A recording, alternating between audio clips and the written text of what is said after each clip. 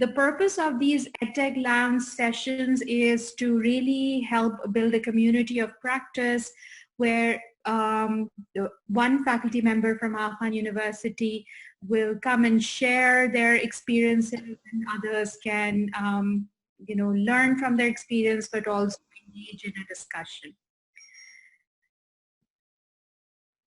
It is my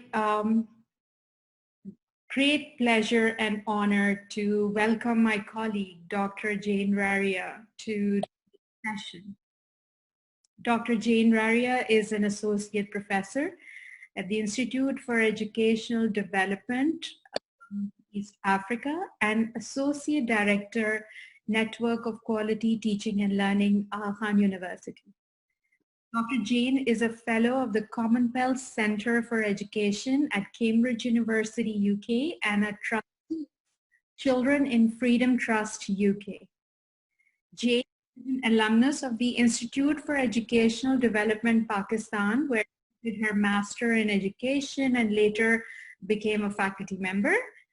Jane believes she's privileged to have been a faculty member at both the IEDs in Pakistan and in Dar es Salaam. So welcome, Jane, and over to you. All right, thank you, Azra, for that introduction, and particularly for the invite to share my experiences about teaching online. In the next 20 minutes or 15 to 20 minutes or so, I am going to share my personal journey on becoming an online teacher. And it is my hope that in the process, it will resonate with a number of people here who are with us today, especially those who are first-time online teachers as I was. And it is also my hope that it will inspire those who supervise teaching and learning in our institutions to think more broadly about what constitutes successful online teaching. Now, in mid-March this year, when the first case of COVID-19 was announced in Kenya, like most teachers, I think, I thought it would be over by mid-April, and then I'd be able to carry on with my face-to-face teaching when the new term rolled over. However, contrary to my expectations, COVID was going nowhere. And it was then announced that all teaching would be conducted online. So at that time, I realized that this was a matter of a very, very delicate balance for me, my capability and my capacity. And where exactly did I stand? I mean, I was just a regular faculty member, not particularly tech savvy. I, of course, used technology at most to teach for PowerPoints, if I was going to do that, use technology for my emails and all other regular things. But never had but not really to teach online. And the only occasion when I had to teach online was when I offered one class via Zoom late last year to a class of 60 students, I recall. And I was really helped a lot in that session by my colleague, Edward. And I remember being left thoroughly dissatisfied with that lesson because I felt that a lot could have happened for me in that particular class. And so a week or two, just incidentally, I don't even know why, a week or two before COVID actually was announced in the country, the first case of COVID, I had undertaken a course on how to teach via Zoom. And of course had learned a few of the interactive features that are in Zoom. But as we all know, the proof of the pudding is in the eating. And I knew that my pudding wasn't ready yet to be eaten. So I knew I had to get a lot of things organized and really prepare myself. I was in quite a state, mentally full of anxiety. anxiety about this COVID pandemic that I did not understand, anxiety about teaching online, something I had not done. I had more than 20 plus years of experience of teaching under my belt, but all that had been face-to-face, never really online. I was an emotional, I was going through lots of emotional experiences at this time. It was just an emotional turmoil for me. Technological competence, basic, but now I needed to up the game and really understand how I could use the platforms that I was expected to use very, very competently and deliver. The subject content knowledge was not much of a problem because this was an area that was familiar to me. But I also knew that to teach face-to-face is very different from teaching online. And therefore, what would constitute effective teaching online? And that really bothered me. Also, I derive a lot of my energy from being and connecting with my students. And suddenly, here I was, all that was going to happen was that chances were that I would often be talking to black boxes in front of me. How was I going to connect with my students? And so some of the things that I now quickly ended up doing was to, before I got to connecting with my students, I just wanted to, I wanted to point something very important here, that for the first time, actually, it would normally take me about 3 or so days to get everything ready for my course, put things ready for my face-to-face. You won't believe me, it took me more than 2 weeks to actually get everything ready and to feel that now I was ready to face my students.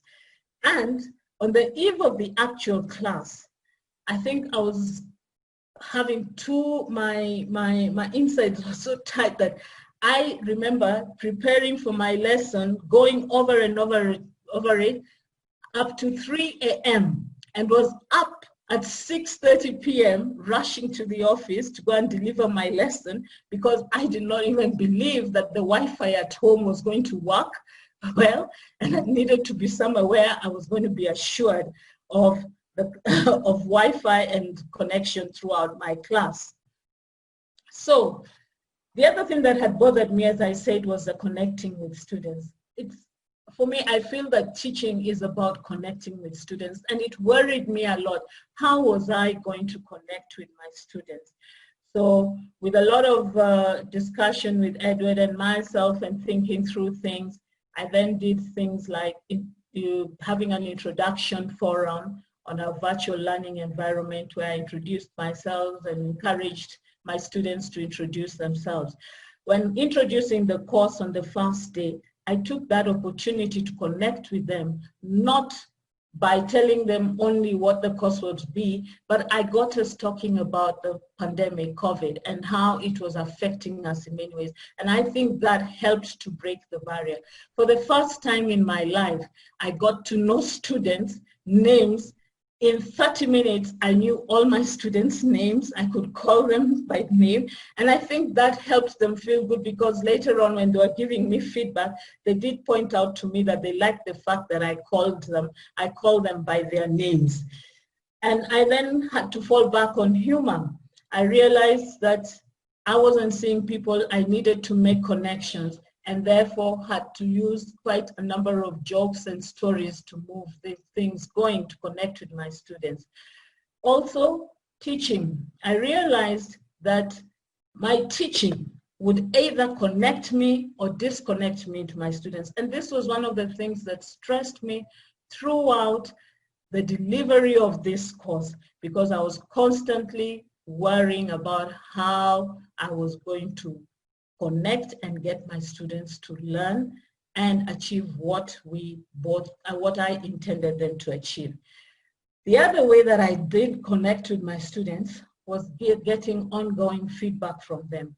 I got feedback from them in terms of what I needed to do myself as a teacher, as well as what they wanted with them from me, or what they wanted to know more about, or what was helping them to learn, etc.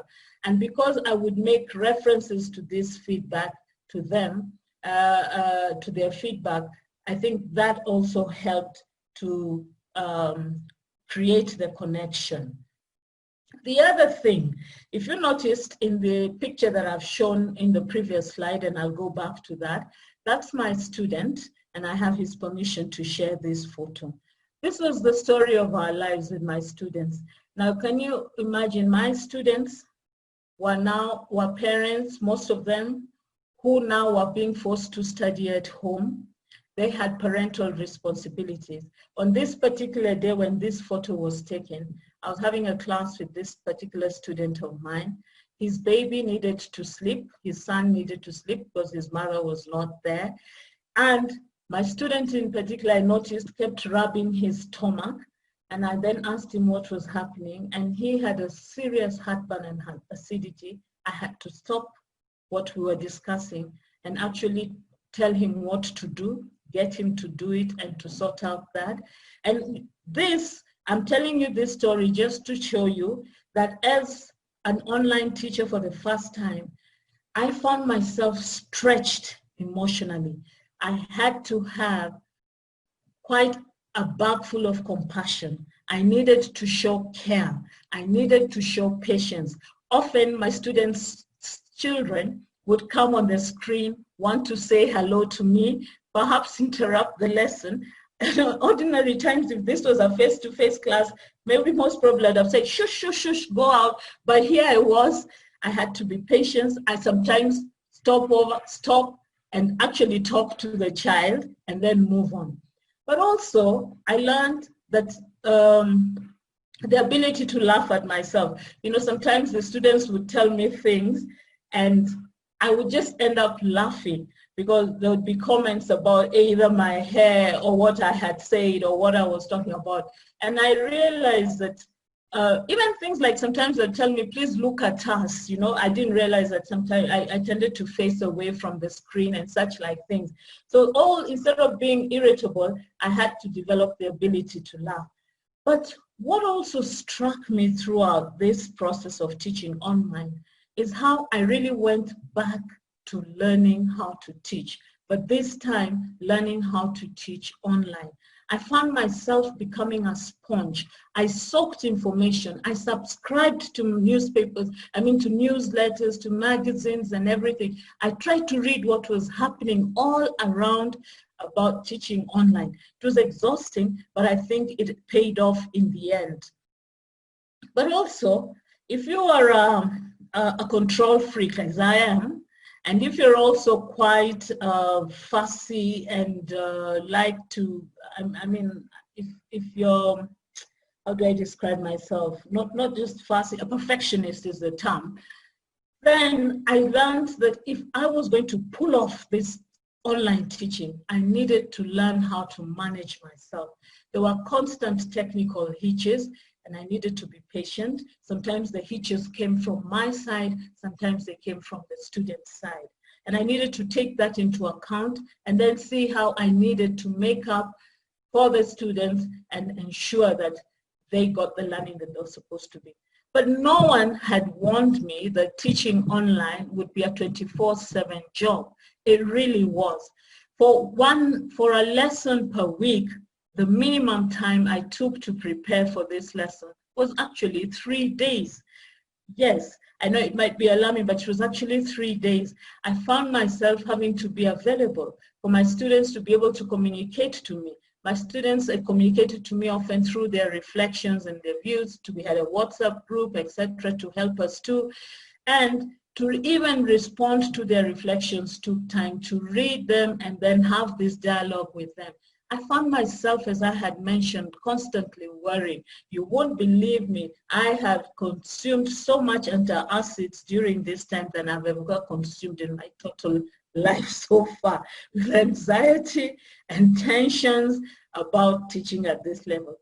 And then I also realized that I was having difficulty balancing the different facets of my life. And I can also tell you that socially, my life actually came to a standstill, because between doing responding to my joint appointments, the duties and everything, and more so the teaching, there was very little time for anything else. But more importantly, I found that during all this time of the pandemic, especially at the very start, many people concentrated on talking about teaching online, moving programs online, but very few people actually talked about what good teaching online is. And as I embarked on this journey of teaching online, a few things began to hit me about good teaching. And I realized that good teaching really matters if we are to deliver well online. For example, I learned that teaching, a 3-hour face-to-face teaching, does not translate to the 3-hour online teaching. No way. It would be more. It would take 6 hours. And therefore, I needed to teach in bits, and I needed to organize my teaching in ways what could be done on the virtual learning environment, the VLE, and what I would have to do, and how much of that could I do online, because synchronously, because also I knew that students were sitting in for long hours in their other classes, and I know, and because I do experience it, that being on Zoom all the time can be quite tiring. I knew that because they were seated, there was need for me to make my teaching very participatory and encourage active learning. Assessment, which was crucial for me, that assessment needed to be for and of learning, because the assessment for learning helped me to then improve my teaching as well as improve how my students were also learning. Creativity and dexterity became the order of the day. I became an expert at looking at YouTube and trying to learn how to do various things. You wouldn't even believe that, for example, how to do the PowerPoint voiceovers. I actually learned it from YouTube. How to take a screenshot, I went to YouTube. YouTube became my other buddy. So, and also then just creatively thinking about how to do this, etc. I learned to flip, but I realized that, because I always flip my classes, but I learned that flipping the classes helped us to really do a lot in class. But also, most importantly, I realized that I needed to be organized. If everything was going to run well, organization was paramount. I needed to know what was going to happen, what was required. I needed to plan meticulously for the sessions, for everything to then run smoothly for my students. But also, something that I found was that as a teacher, a lot of fuss was being made about the struggles the students were having, accessing. The institutions seem to be very, very concerned about accessibility, students' accessibility to online teaching. But, and a lot of time I freaked out, because I ended up worrying, are these students, like if I had a student who didn't do the assignment, I found myself going the extra mile. Why haven't you done the assignments? Whatnot, things that I would never have done in a face-to-face session. I would have just marked and given a blank and said assignment not done. Now it had changed. But then I realized that students will always be students. There will always be those who will not do the assignment and then will play up to you. There will be others who are mischievous or will take something else, but you just have to remember that students will be always students, and perhaps even as you're understanding and compassionate and everything, you shouldn't allow yourself to be played all the time. And I also realized that if I was really supposed to stay grounded during the offer of this course of mine, I needed very strong support systems. And I can tell you, my support systems were great. I had a very reliable ICT team to fall back on. My gratitude is actually to the ICT team in Dar es Salaam. They were always there for me. You won't believe I would send them messages on Saturdays, on Sundays when they're not supposed to be at work. They would respond to me and do things for me. Likewise, I'm forever grateful. I'll always associate my online teaching with Edward, who supported me throughout. I don't know what Edward's wife thought, because I had to call him day and night. And he told me, you call me anytime you have a problem. Don't worry, Jane. So Saturday, Sunday, whatever day that I needed to learn to do something, or I needed help with the VLE, he was constantly available. If he wasn't, I'm not sure that I would have been able to deliver this course well. Also, I had a colleague and friend, Mary, who stood by me. She had handed over this course to me, and it was good for me to know that I could fall back to her and bounce off ideas about the course, and this also helped me on. But most importantly, because I was an emotional bag throughout this period, it was so important for me to have a cheerleader. And I had a resident cheerleader in the name of my sister, who's much younger than me, of course, who thinks that I'm very zinjanthropic, very archaic, and was actually quite amused and impressed at what she called my my technology competence. She cheered me on. She saw the fatigue. She would see how I would struggle when I was trying to put things. Sometimes I would be consulting her because, of course, she's much more technologically savvy than I am. And she constantly cheered me on, and I think that made me help. But also, the cheering came from my students, because they would send me messages about how they were impressed with my technological competence. And I can tell you, I laughed the first time round when I heard that, because I could not imagine somebody describing me as technologically competent. But they were quite impressed by the delivery and the things that we did in class. And the other thing that I also enjoyed was that a group of faculty, we were 6 of us, had come together to talk about and to learn about online teaching from our own experiences as we were delivering this. Of course, with the intention of trying to publish our experiences in future. But this group, we met on Mondays, Monday afternoon. It was a big boon for me, because in this group, I would pick ideas, but also it enabled us, because we would share the things that we're doing in our classroom, but we would also talk openly about our fears, our problems, the things that struck us. And therefore, I then began to realize that I was not alone in this journey, that there were others who are walking this journey, almost the same thing with kind of similar problems, and that helped me to stay grounded and to feel good. But most important, I realized through this process that if I was going to be successful at what I was going to do, I would have to open myself up to scrutiny, and therefore allow myself to be questioned as a teacher, and my teaching practices really scrutinized. And that happened. It happened. The IT people were there. Edward would be there. Mary knew what I was doing.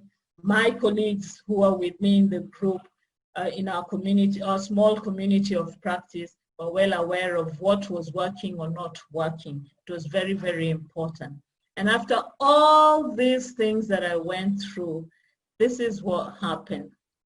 My students then shared. I asked them at the end, on the last day of the course, to just very quickly tell me on the blackboard what they thought about the teaching.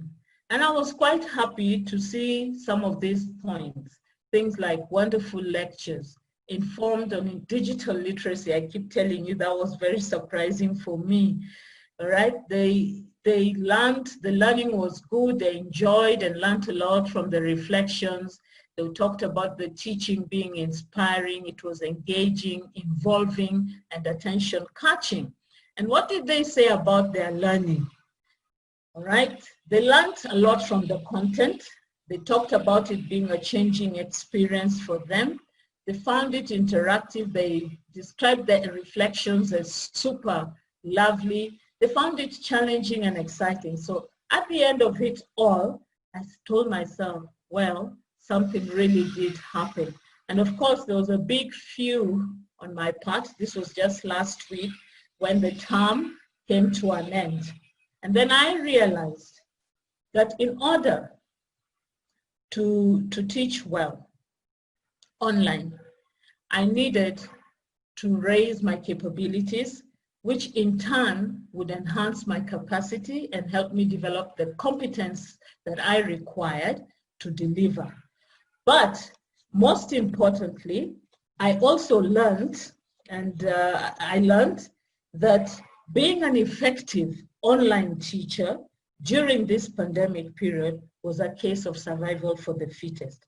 The fittest not being about the strongest. I mean, the fittest not meaning that you're the strongest, the fittest not meaning that you're the most tech savvy, but the fittest meaning that you have the power to adapt.